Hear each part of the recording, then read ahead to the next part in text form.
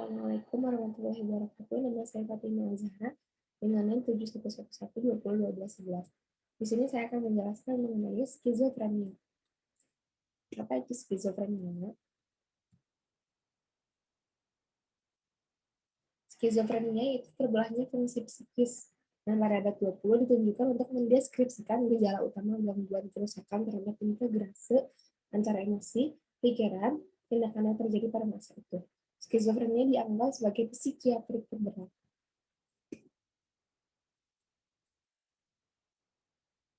Yang pertama ada gejala positif dan gejala negatif skizofrenia. Gejala positif skizofrenia. Yang pertama ada delusi. Delusi itu penderita skizofrenia berada di bawah kontrol. Misalnya, dia mengatakan keluarga itu memaksakan mencuri, ibuku terlibat racun itu. Nah, kalau itu delusi persekusi. Lalu lagi, dia mengagumi jam suatu. Kalau itu delusi grandeur atau kemegahan. Yang selanjutnya ada afek yang tak pas, yaitu ketidakmampuan untuk bereaksi dengan tingkat emosionalitas yang pas terhadap berbagai kejadian positif ataupun negatif. Lalu ada halusinasi, yaitu ada suara imajiner yang memberi komentar negatif atau memerintah penderita. Lalu ada bicara atau pikiran yang terdisorganisasi yang dialami si penderita. Lalu ada lagi pikiran yang tak logis, asosiasi ide yang aneh, atau percaya pada kekuatan supranatural. Yang terakhir ada perilaku ganjil, yaitu penderita kesulitan dalam melakukan tugas sehari-hari, kurang memiliki hajat pribadi, dan bicara berima. Lalu ada gejala negatif skizofrenia. Yang pertama ada pendataran afektif, yaitu berkurangnya ekspresi emosional karena si penderita, ada lisi berkurang atau tidak adanya motivasi, dan terhadap kalatonia tetap tak bergerak seringkali dalam proses ini dalam waktu yang lama.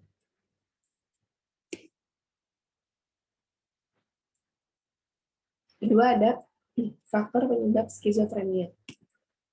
Faktor penyebab skizofrenia itu ada 3. Yang pertama ada kerabat biologis dekat, faktor pengalaman awal, dan teori perkembangan neural skizofrenia.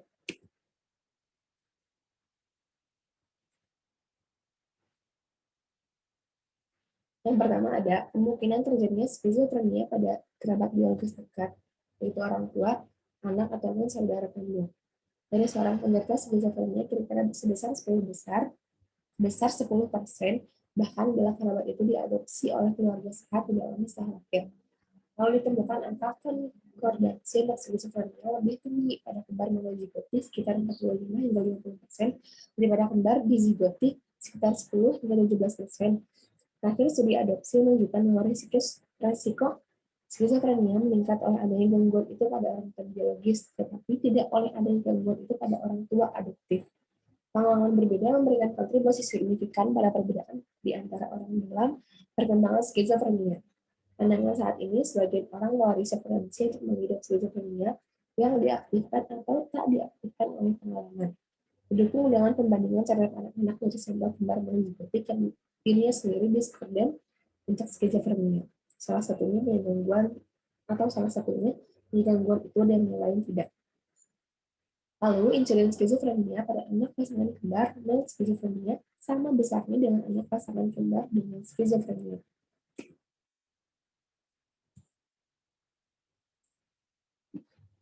Lalu yang kedua ada faktor pengalaman awal yang mengimplikasi perkembangan skizofrenia, yaitu komplikasi persalinan, stres ibu, infeksi prenatal, kehilangan perkataan yang tinggal di setting perkataan, dan kesulitan hidup pada masa kanak-kanak.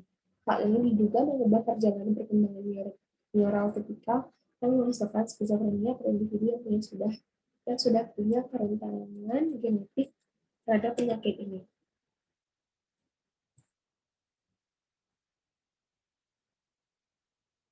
Dan yang ketiga ada teori perkembangan neural skizofrenia. Fakta bahwa gangguan spektrum skizofrenia dan autism punya banyak faktor yang sama. Misalnya, faktor risiko genetik dan pemicu lingkungan. Lalu pada saat itu terjadi kemiskinan Belanda dan Cina pada abad 20. Tentunya, janin yang saat ibunya hamil menderita kelaparan lebih berkemungkinan untuk mengembangkan skizofrenia saat dewasa.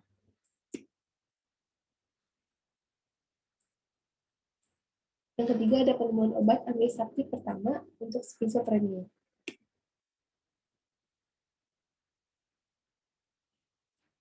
Penemuan obat antiseptik pertama skizofrenia. Obat antiseptik pertama yang paling banyak diresepkan pada saat itu yaitu chlorpromazine dan reserpin. Efek antipsikotik chlorpromazine dan reserpin serupa, yaitu obat itu baru termanifestasi setelah pasien diberi obat selama 2 atau 3 minggu. Efek antipsikotik obat itu biasanya berhubungan dengan efek motorik yang serupa dengan gejala penyakit Parkinson atau rigiditas muskular dan penurunan pada gerakan yang disengaja.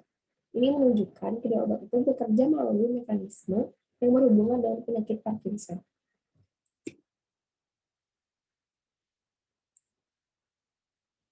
Yang keempat yaitu skizofrenia dan perubahan struktur.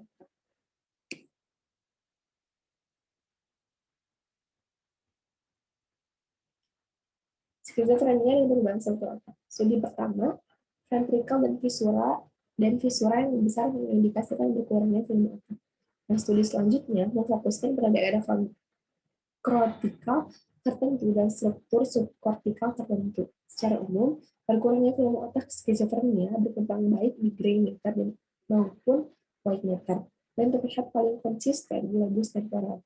Berkurangnya volume otak pada skizofrenia mungkin merupakan akibat berkurangnya arborisasi dendritik dan aksional.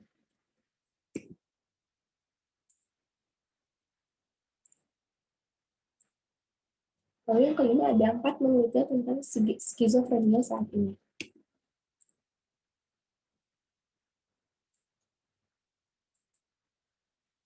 Empat penelitian tentang skizofrenia saat ini. Yang pertama ada individu yang belum didiagnosis dengan skizofrenia tapi berisiko untuk gangguan itu, misal karena mereka punya keluarga dekat dengan penderita skizofrenia. Yang kedua, perubahan otak ekstensif sudah ada saat pasien mencari penanganan medis dan menerima pemindaian otak untuk pertama kalinya. Yang ketiga ada pemindaian otak berikutnya mengungkapkan bahwa perubahan otak terus berkembang setelah diagnosis pertama. Dan yang terakhir ada perubahan pada daerah otak yang berbeda. Selanjutnya akan dijelaskan mengenai gangguan depresi mayor. Gangguan depresi mayor ialah kondisi di mana individu merasa sedih, tidak berdaya, tidak menikmati apapun, merasa tidak berharga, memiliki pikiran untuk bunuh diri, dan sulit tidur.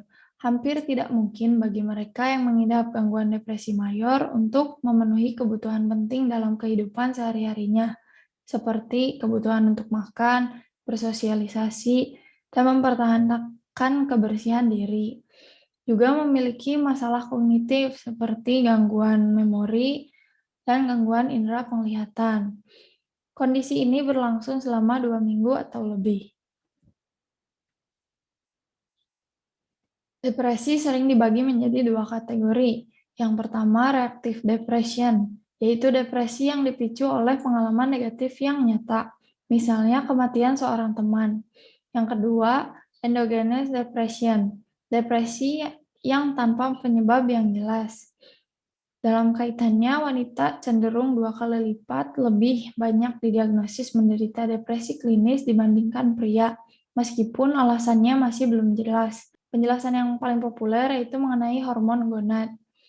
Resiko untuk bunuh diri pada individu yang didiagnosis dengan depresi klinis ditemukan berkisar antara 4-15%. Depresi klinis menyerang anak-anak, remaja, dan orang dewasa. Selanjutnya ada faktor penyebab gangguan depresi mayor. Yang pertama, faktor genetik.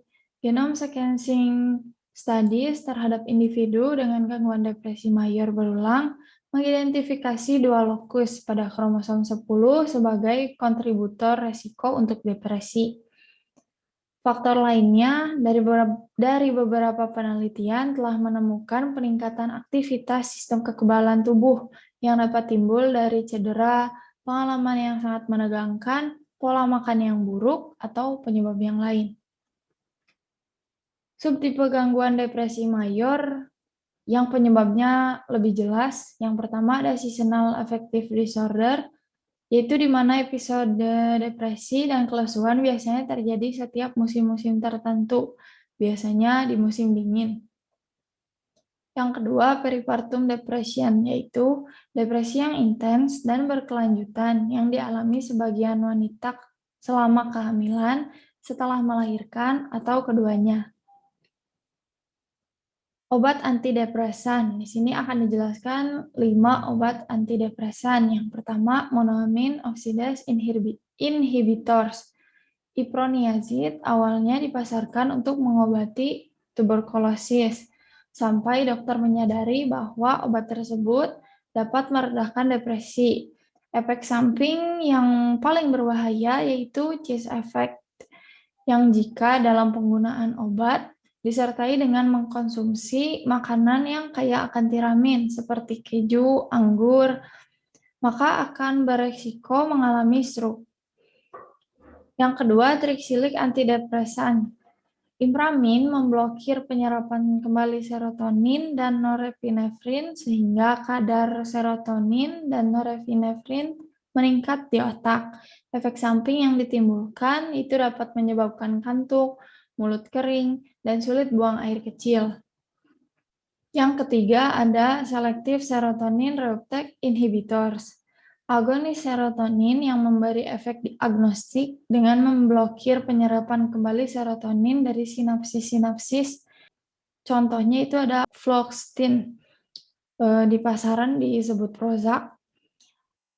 SSRI pertama yang dikembangkan tidak lebih efektif dari impramin. Efek sampingnya lebih ringan daripada triksilik. Yang keempat ada atypical antidepresan, yaitu golongan baru yang tidak cocok masuk ke golongan obat sebelumnya. Yang ketiga sebelumnya memiliki banyak mode aksi yang berbeda. Contohnya bupropion memiliki beberapa efek terhadap neurotransmisi, yaitu penghambat dopamin dan pengambilan kembali norepinefrin serta penghambat reseptor-reseptor asetilkolin nikotinik. Yang kelima, NMDA reseptor antagonis, yaitu satu dosis rendah ketamin, contohnya dengan cepat akan mengurangi depresi, bahkan pada pasien yang pernah mengalami episode parah itu depresinya sangat-sangat parah. Obat-obat yang sudah dijelaskan sebelumnya hanya bermanfaat untuk depresi berat. Sedangkan untuk depresi ringan atau sedang lebih cocok dengan placebo. Perbedaan-perbedaan otak dalam depresi. Yang pertama ada studi MRI. Terdapat pengurangan yang konsisten dalam volume gray matter di korteks prefrontal, hipokampus, amigdala, dan korteks cingulate. Yang kedua, studi fMRI menemukan aktivitas atipikal di korteks frontal, cingulate, dan insular maupun di amigdala, talamus, dan striatum. Selain itu, komunikasi di antara struktur-struktur ini telah ditemukan menjadi atipikal selama berbagai kondisi kognitif. Teori depresi. Di sini ada 2 tentang teori depresi. Yang pertama, monoamine theory of depression menyatakan bahwa depresi berhubungan dengan kurangnya aktivitas di sinapsis-sinapsis serotogenik dan androgenik. Banyak didasarkan pada kenyataan bahwa obat-obat antidepresan adalah agonis serotonin, norepinefrin, atau keduanya. Dari teori ini terdapat 2 bukti yang menantang. Yang pertama, hanya sedikit efektif dibanding placebo. Jadi, obat antidepresan itu kurang efektif. Yang kedua, penemuan bahwa neurotransmitter lain, misalnya glutamate, berperan dalam perkembangan depresi. Yang kedua, neuroplasticity theory of depression menyatakan bahwa depresi merupakan hasil dari proses-proses neuroplastik di berbagai struktur otak, misalnya di hipokampus, yang mengakibatkan kehilangan neuron dan patologi neural lain. Teori ini didukung oleh 2 jenis penelitian. Yang pertama, penelitian tentang depresi, stres dan depresi berkaitan dengan proses neuroplastik. Yang kedua, tentang penanganan antidepresan berkaitan dengan peningkatan proses neuroplastis. Selanjutnya ada penanganan depresi dengan stimulasi otak. Yang pertama, repetitive transcranial magnetic stimulation. Stimulasi transkranial yang melibatkan pemberian denyut-denyut magnetik repetitif non-invasif dengan frekuensi tinggi atau dengan frekuensi rendah ke daerah-daerah kortikal tertentu. RTMS frekuensi tinggi dan RTMS frekuensi rendah masing-masing diyakini menstimulasi dan menghambat aktivitas di dalam daerah-daerah otak di mana mereka diterapkan. Yang kedua, deep brain stimulation.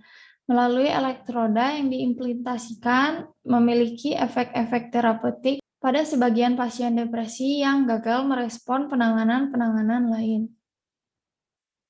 Ya, yang selanjutnya yaitu bipolar disorder atau gangguan bipolar.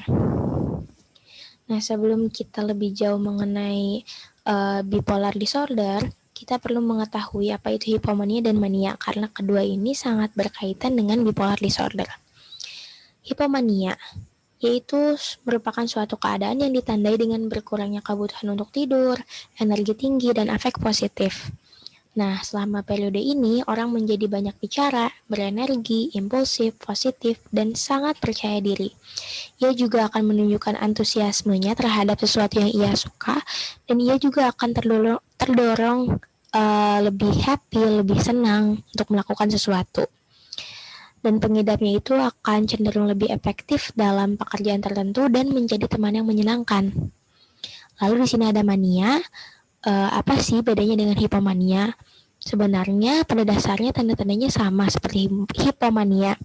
Namun mania ini lebih ekstrim hingga ke level yang pengidapnya itu tidak dapat mengendalikan dirinya sendiri. Dan juga di dalam mania ini terjadi delusion of grandeur. Delusion of grandeur itu merupakan suatu keadaan di mana pengidapnya itu berhayal, suatu keadaan hayalan di mana pengidapnya itu menganggap bahwa dirinya itu hebat, dirinya itu agung. Pokoknya dia mengagung-agungkan dirinya sendiri. Bahkan dia juga menganggap bahwa dirinya itu memiliki kekuatan, padahal aslinya itu enggak punya kekuatan. Dan mania ini juga mengakibatkan seseorang membuat keputusan yang tidak rasional. Contohnya, jika seseorang sedang senang atau excited atau mania terhadap uang yang ia punya, ia akan menghambur-hamburkan uangnya untuk membeli sesuatu yang sangat mahal.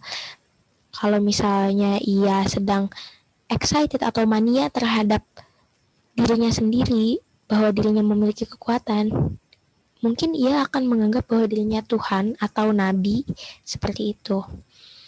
Hipomania dan mania ini dua-duanya akan mendorong seseorang untuk merasa sangat senang, sangat happy, seperti itu. Nah, apa itu gangguan bipolar? Gangguan bipolar merupakan suatu gangguan di mana terjadi perubahan dari periode hipomania atau mania, atau disebut manik, ke depresi atau sebaliknya. Jadi, bipolar ini akan ada periode di mana seseorang mengalami kesenangan, sangat happy di periode hipomania atau mania ini, yang berlebihan ya. Dan berangsur-angsur beberapa waktu ia akan merasa depresi, atau ia juga akan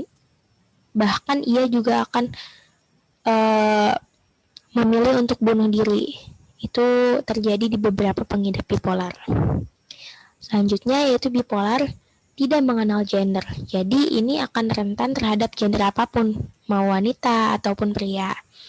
Selanjutnya terdapat dua tipe bipolar, yakni bipolar tipe 1 dan bipolar tipe 2. Nah, bipolar tipe 1 ini lebih ekstrim daripada bipolar tipe 2, karena bipolar tipe 1 ini gejalanya itu manik. Jadi, ia akan sangat berlebihan dalam gejalanya itu. Dan bipolar tipe 2 ini tidak terlalu ekstrim karena itu akan hanya melewati periode hipomania dan depresi. Namun dua-duanya sama-sama berbahaya. Lalu, bipolar tidak melibatkan perubahan-perubahan mood yang cepat. Jadi bipolar ini tidak bisa dihitung hanya hitungan jam atau menit atau hari ya. Bipolar ini waktunya itu sangat lama. Jadi dari perubahan periode hipomania atau manianya ke depresi itu butuh waktu berbulan-bulan bahkan bertahun-tahun. Yang selanjutnya, bipolar merupakan gangguan yang menahun bahkan seumur hidup, tidak bisa sembuh. Ya, bipolar memang tidak bisa sembuh karena ini gangguan psikologis. Lalu penanganannya sejauh ini menggunakan obat-obatan itu untuk meredakan gejalanya, meminimalisir gejalanya, dan juga terapi. Lalu di sini ada faktor penyebab gangguan bipolar. Pada dasarnya, para ilmuwan itu belum menemukan secara pasti apa sih penyebab gangguan bipolar. Namun bipolar itu bersifat heritable. Sebagai contoh, pada pasangan kembar untuk gangguan bipolar terdapat estimasi heritabilitasnya sekitar 80 hingga 90% menurut Harrison 2016 di buku Pinel. Jadi bipolar ini tuh bisa karena genetik. Itu sih faktor yang dan kemungkinan besarnya itu bipolar itu menurun secara genetik. Seperti itu. Lalu di sini ada mood stabilizer. Apa sih mood stabilizer? Mood stabilizer merupakan obat untuk menstabilkan suasana hati atau mood. Semua mood stabilizer bekerja untuk depresi. Ada juga yang bekerja untuk manik atau mania, namun ada juga yang bekerja sekaligus untuk keduanya. Nah, mood stabilizer ini tidak serta-merta menguntungkan karena mood stabilizer itu seperti obat lainnya yang memiliki efek samping. Dan mood stabilizer ini efek sampingnya itu adversif, seperti mual, pusing, tremor, penglihatan kabur, berat badan naik, demam, sakit perut, tubuh kelelahan, kebingungan, diare, dan sebagainya. Nah, mood stabilizer ini apa sih bentuknya? Bentuknya itu contohnya itu ada lithium, antikonvulsan, dan antipsikotik atipikal. Nah, di sini ada perbedaan-perbedaan otak yang berkaitan dengan gangguan bipolar. Ada 2 studi yang membahas tentang hal tersebut, yaitu ada studi MRI dan studi fMRI. Nah, menurut studi MRI, bahwa reduksi secara keseluruhan pada volume gray matter konsisten ditemukan. Di samping itu, sudah ada laporan beberapa struktur otak tertentu yang lebih kecil pada pasien-pasien penderita gangguan bipolar, termasuk korteks prefrontal medial, singulat anterior kiri, gyrus temporal superior kiri, daerah-daerah prefrontal tertentu, dan hipokampus. Lalu, menurut studi fMRI, mereka menemukan adanya aktivitas atipikal pada korteks frontal, struktur lobus temporal, dan ganglia basal, maupun konektivitas fungsional atipikal di antara beberapa struktur di berbagai keadaan kognitif. Lalu di sini ada teori tentang gangguan bipolar. Di sini ada teori tentang etiologi gangguan bipolar, yaitu beberapa gangguan fisiologis telah diidentifikasi yang mungkin memberikan kontribusi pada onset dan maintenance gangguan bipolar. Sebagai contoh, ada bukti disregulasi aksis hipotalamik pituitary adrenal atau HPA pada gangguan bipolar, ada disrupsi yang tampak nyata dalam ritme sirkadian pada pasien-pasien dengan gangguan bipolar, namun keluarganya yang non-bipolar, dan juga ada perubahan pada transmisi GABA, glutamat, dan monoamin pada pasien-pasien penderita gangguan bipolar. Lalu ada juga bukti bahwa BDNF lebih rendah pada pasien-pasien penderita gangguan bipolar ketika mereka sedang manik atau depresi. BDNF itu merupakan suatu sistem yang bekerja dalam pembelajaran, memori, dan kesehatan mental seseorang. Jadi BDNF-nya itu lebih rendah pada pasien gangguan bipolar dibanding dengan orang normal.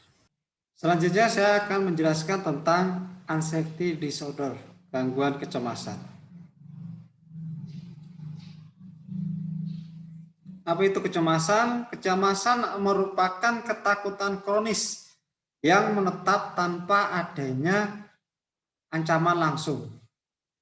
Adalah korelat lazim untuk stres.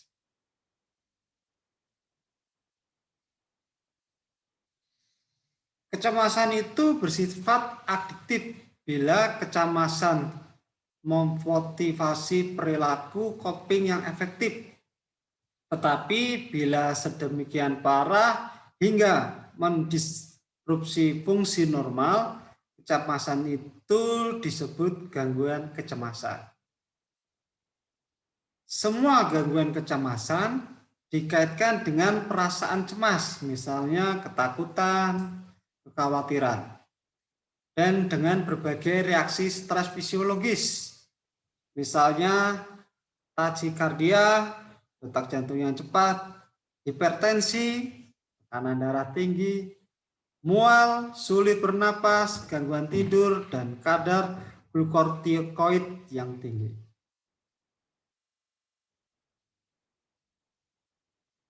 Gangguan kecemasan yang paling menonjol di antara semua gangguan psikologis. Berbagai estimasi yang berbeda menunjukkan bahwa antara 14 sampai 34% orang yang pernah mengalami gangguan kecemasan sepanjang hidupnya, dan bahwa angka insiden kira-kira 2 kali lebih tinggi pada perempuan dibandingkan pada laki-laki. Selanjutnya, 4 golongan gangguan kecemasan. Yang pertama, generalized anxiety disorder, gangguan kecemasan tergeneralisasi atau umum. Ditandai oleh respons stres dan perasaan cemas ekstrim, serta kekhawatiran tentang sejumlah besar kegiatan atau peristiwa.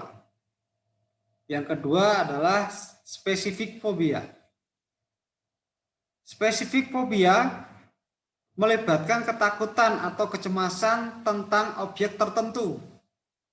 Misalnya, takut dengan burung, laba-laba, atau situasi tertentu, misalnya tempat tertutup, kegelapan, dan lain sebagainya.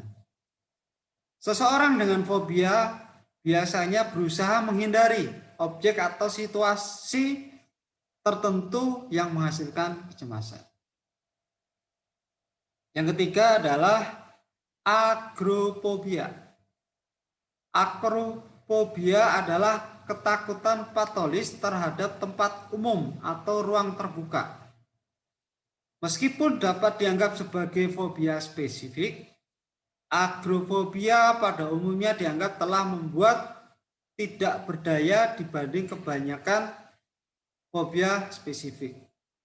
Dan oleh sebab itu ditangani sebagai kategori diagnosis tersendiri. Dan yang terakhir adalah panik. Gangguan panik ini ditandai oleh serangan ansip, cepat ketakutan, dan gejala-gejala berat stres seperti tercekik, palpitasi, jantung, napas pendek yang berulang kali terjadi. Serangan panik ini juga terjadi pada kasus-kasus gangguan kecemasan tergeneralisasi tertentu, fobia basic, dan agoraphobia. Selanjutnya, etiologi gangguan kecemasan.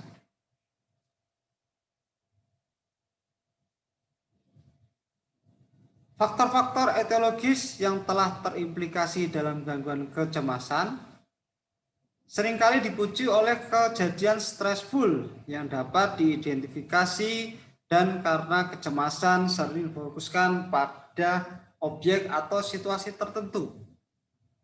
Peran pengalaman dalam membentuk penyakit itu tampak jelas. Seperti gangguan-gangguan psikiatrik lainnya, gangguan kecemasan itu memiliki komponen genetik yang signifikan. Estimasi heritabilitasnya berkisar antara 30-50% di berbagai studi. Di samping itu, angka konkordansi untuk berbagai macam gangguan kecemasan secara substansial lebih tinggi untuk kembar monozigotik daripada untuk kembar disigotik. Akan tetapi belum ada gen yang tertentu yang dikaitkan dengan kecemasan.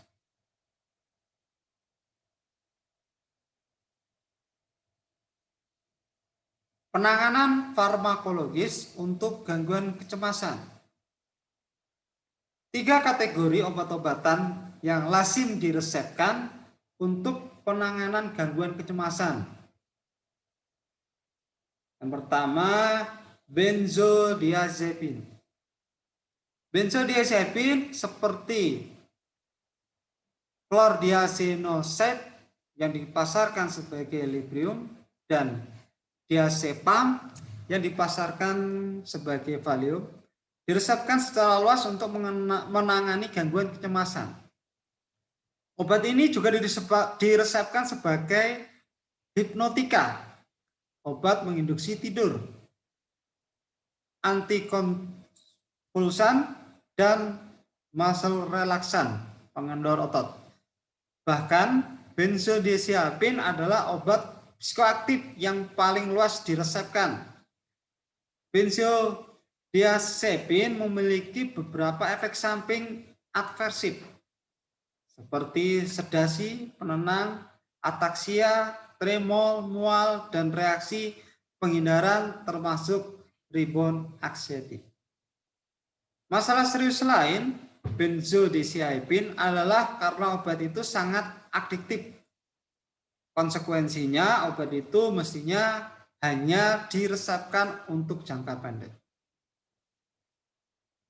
Yaitu yang kedua adalah agonis serotin. Agonis serotin buspirone digunakan secara luas di dalam penanganan gangguan kecemasan. Buspirone tampaknya memiliki efek agonis selektif pada salah satu tipe reseptor serotin. Mekanisme aksinya belum sepenuhnya dipahami, tetapi buspirone itu adalah kespesifikasinya. Obat ini menghasilkan efek ansiolitik, anti kecemasan, tanpa menghasilkan ataksia, relaksasi otot, dan efek-efek lazim benzodiazepin. Akan tetapi buspirone memiliki efek samping lain, misalnya pusing, mual, sakit kepala, dan insomnia. Yang ketiga ada obat antidepresan.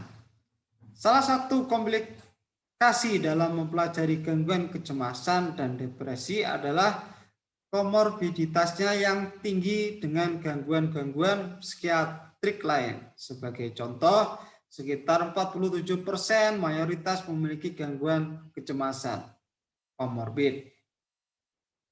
Konsisten dengan komorbiditas gangguan kecemasan dan depresi klinis adalah observasi bahwa obat-obat antidepresan seperti SSRI dan SNRI seringkali efektif melawan gangguan kecemasan, dan anxiolytic drugs, obat-obat anti kecemasan, seringkali efektif melawan depresi. Selain itu, konsisten dengan komorbiditas gangguan kecemasan dan gangguan bipolar adalah observasi bahwa obat-obat antipsikotik, atikal, dan antikonvulsif sebagian diantaranya adalah mood stabilizer yang efektif. Juga merupakan penanganan yang efektif untuk gangguan-gangguan kecemasan tertentu. Meskipun banyak obat yang telah ditunjukkan menghasilkan perbaikan kecil, namun signifikan secara statistik. Pada kelompok-kelompok pasien yang menderita gangguan kecemasan, penanganan gangguan kecemasan kurang memuaskan, dikarenakan banyak pasien tidak terbantu sama sekali oleh semua terapi obat yang sudah ada, dan banyak menghentikan karena efek samping adversifnya.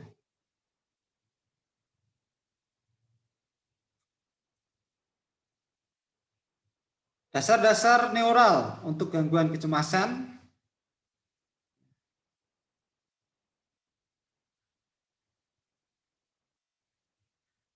Seperti teori-teori mutakhir tentang dasar neural, skizofrenia, dan depresi.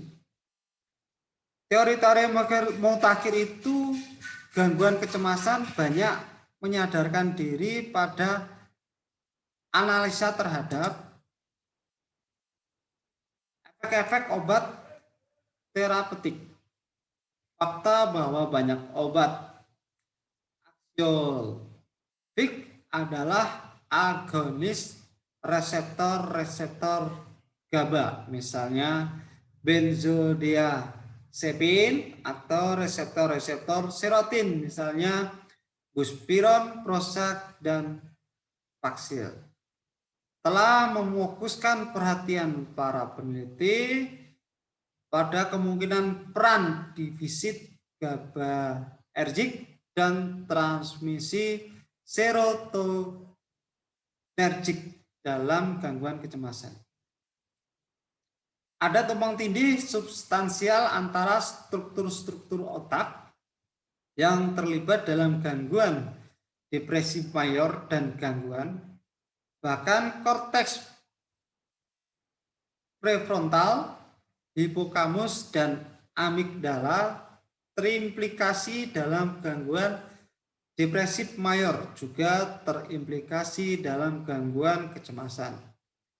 Hal ini tidak mengejutkan mengingat komorbiditas depresi dan gangguan kecemasan dan obat terhadap mereka. Meskipun korteks prefrontal, hipokamus, dan amigdala telah terimplikasi dalam depresi maupun gangguan kecemasan, pola buktinya berbeda. Pada gangguan depresif mayor, bahwa tampaknya ada atrofi penyusutan struktur-struktur ini.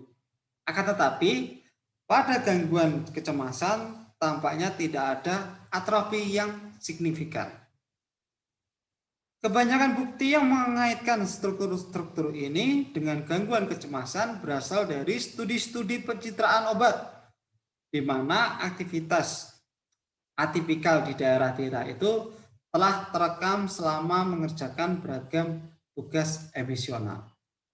Selanjutnya, saya akan memaparkan mengenai gangguan psikiatrik yang berikutnya, yaitu ada Tourette Syndrome. Di sini ada beberapa topik pembahasan yang akan saya bahas dalam video ini. Yang pertama, mengenai sejarah Tourette Syndrome. Yang kedua, apa itu Tourette Syndrome. Yang ketiga, diagnosis Tourette Syndrome. Dan yang keempat, pencegahan serta penanganan. Dan yang terakhir adalah percobaan klinis. Yang pertama yaitu ada sejarah Tourette Syndrome. Jadi, awal mula adanya Tourette Syndrome ini pertama kali dilaporkan oleh seorang dokter yang bernama Jean-Marc Gaspard Itard pada seorang wanita Perancis yang berusia 26 tahun. Selanjutnya, George Birch melaporkan 50 penderita tik motorik dan ekolalia. Pada tahun 1885, 60 tahun setelah Itard mempublikasikan kasus itu, George Gilles de la Tourette tahun 1857 sampai 1904 mempublikasikan artikel mengenai 8 penderita tik motorik atau verbal atau vokal, dan ia menamai sindrom ini malady atau illness of tics. Yang di kemudian hari, sindrom ini dikenal sebagai sindrom Tourette. Lalu apa itu sindrom Tourette? Jadi sindrom Tourette adalah gangguan perilaku perkembangan syaraf kejiwaan atau psychoneurobehavioral disorder yang ditandai dengan adanya gangguan tics, yaitu gerakan atau vokalisasi stereotip dan repetitif di luar kehendak. Gangguan tics pada penderita Tourette syndrome ini dapat terjadi secara motorik ataupun verbal. Gangguan motorik penderita Tourette syndrome ini ditandai dengan adanya gerakan yang sama secara berulang. Dapat terjadi dengan melibatkan kelompok otot tertentu saja atau yang disebut dengan simple motorik. Dan dapat juga terjadi dengan melibatkan beberapa otot sekaligus atau yang disebut sebagai motorik kompleks. Beberapa gerakan yang termasuk ke dalam simple motorik tics yaitu ada seperti mengedipkan mata, mengangkat bahu, menggerak-gerakkan mulut, mengangguk-anggukkan kepala yang tentunya secara berulang-ulang. Dan ada pula kompleks motorik tics, yaitu contohnya seperti berputar-putar, melompat, meniru gerakan suatu objek. Kemudian ada tics verbal. Sama halnya seperti tics motorik, tics verbal ini dapat terjadi juga dalam bentuk yang simpel dan juga yang kompleks. Bedanya, verbal tics atau vocal tics ini ditandai dengan membuat suara yang berulang-ulang. Nah, contoh dari simple verbal atau simple vocal tics itu seperti batuk, berdehem, bersuara menyerupai binatang seperti menggonggong. Kemudian tics vokal yang kompleks, contohnya seperti korpolalia, yaitu menggunakan kata-kata yang jorok. Yang kemudian ada ekolalia, mengulangi kata-kata orang lain, dan ada palilalia, yaitu mengulangi kata-kata sendiri. Kemudian, ini ada beberapa contoh dari tics motorik dan tics verbal. Di sini ada contohnya seperti mengedipkan mata, membuka mulut, terus ada juga berkata kasar, berteriak, ini termasuk tics verbal, bahkan sampai ada yang berputar-putar atau bahkan melompat-lompat. Ini termasuk ke dalam tics motorik yang kompleks. Kemudian ada diagnosis dari Tourette syndrome. Tourette syndrome ini didiagnosis dengan memeriksa riwayat gejala yang dialami oleh penderita. Yang pertama, yaitu terjadi pada usia di bawah 18 tahun. Kedua, terjadi selama lebih dari 1 tahun. Dan yang ketiga, mengalami tics. Tics itu yang tadi seperti tics motorik, dan ada juga tics vokal atau tics verbal. Tidak disebabkan oleh obat-obatan, sering terjadi pada anak laki-laki. Akan tetapi, ini tuh tidak menjadi pengaruh yang menonjol. Kemudian yang terakhir ada attention deficit atau hyperactivity disorder. Kemudian ada penyebab Tourette syndrome. Sebenarnya penyebab Tourette syndrome ini belum diketahui secara pasti, akan tetapi ada beberapa penelitian yang mengungkapkan penyebab Tourette syndrome ini. Yang pertama, berdasarkan kelainan gen. Kelainan gen ini diturunkan dari orang tua ataupun keluarga. Kemudian ada kelainan pada neurotransmitter. Nah, pada bagian ini, yaitu merupakan kelainan pada zat kimia di otak dan pada struktur atau fungsi basal ganglia, yaitu bagian otak yang mengontrol gerakan tubuh. Dan yang ketiga, ada gangguan yang dialami ibu pada masa kehamilan, seperti misalnya stres pada saat masa kehamilan, proses persalinan yang berlangsung lama, atau bayi lahir dengan berat badan di bawah normal. Ada pencegahan dan penanganan. Jadi sebetulnya strategi pencegahan ini haruslah dilakukan secara bertahap serta berkesinambungan. Contohnya seperti berikut ini. Yang pertama, penderita Tourette syndrome harus diberi ruang gerak agar ada penyaluran hobi dan juga bakat. Yang kedua, ada edukasi dan konseling. Edukasi dan konseling ini dilakukan pada keluarga, kelompok, ataupun individu secara rutin dan teratur, terarah, sehingga dapat membantu penderita untuk beradaptasi dan mempercepat penyembuhan. Yang ketiga, yaitu membentuk grup, wadah, kelompok, atau forum diskusi. Hal ini digunakan untuk mendukung penderita dan anggota keluarga.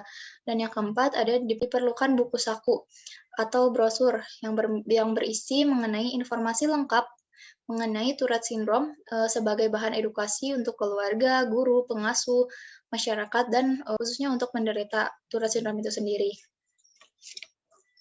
Kemudian, diseminasi informasi terkait Tourette syndrome.